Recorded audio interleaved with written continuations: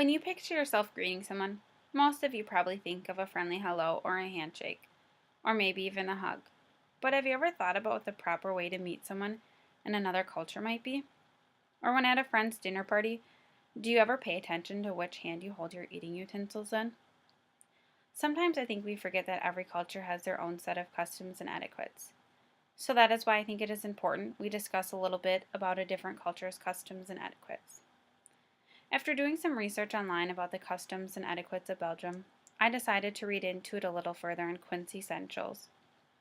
I found that Belgium's customs and etiquettes are very different from Americans, but I found them to be very interesting. With that being said, I'm first going to describe to you what exactly customs and etiquettes are. Then I will discuss the social and business etiquettes of Belgium's.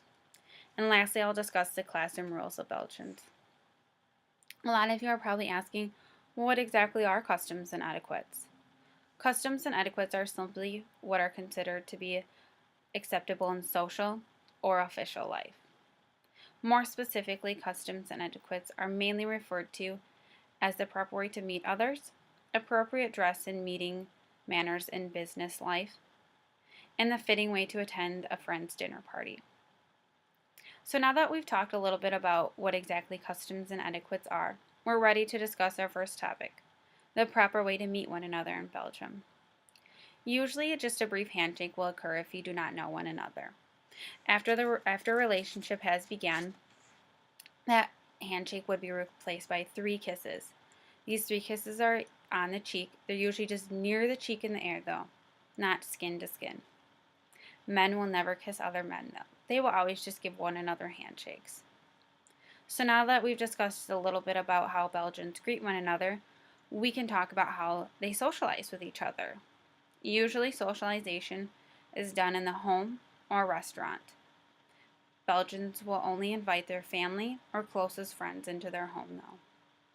If you receive a handwritten invitation, a response is required. You must arrive on time to the dinner party as well, because that demonstrates respect. It is also important that you dress conservatively. Belgians take pride in their appearance. You must wait for your host to seat you when you arrive. Women will always take their seats before men. When eating, it is important to keep your wrists above the table and to hold your fork in your left hand and your knife in your right hand. This demonstrates good table manners. When you are finished eating, you will lay your fork and your knife parallel to your plate. The handles will be facing right and the tins will be facing upwards.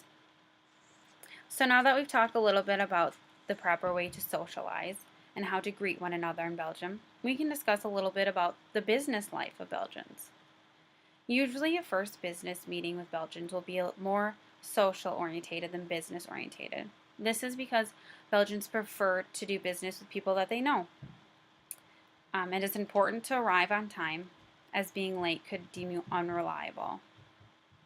When scheduling a meeting, it is important to try to avoid the months of July and August, and the week before Easter, and the week before Christmas, as these are main vacation times.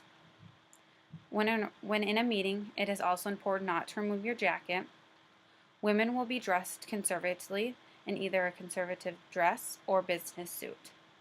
Men will be wearing a dark colored suit with a white shirt and a silky tie. Men will also be wearing laced shoes. Loafers or slip-ons are not acceptable, and polished shoes are essential.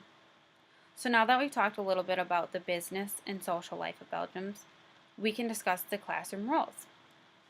Dress is typically casual at school.